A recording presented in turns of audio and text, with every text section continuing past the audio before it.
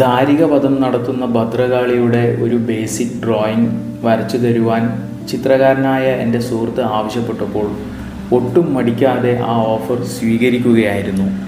ദാരികവധത്തിനായി ശിവൻ്റെ തൃക്കണ്ണിൽ നിന്നും ജനിച്ചവളാണ് ഭദ്രകാളി. എന്നാൽ ഈ ചിത്രത്തിന് ഒരു പ്രത്യേകതയുണ്ട്.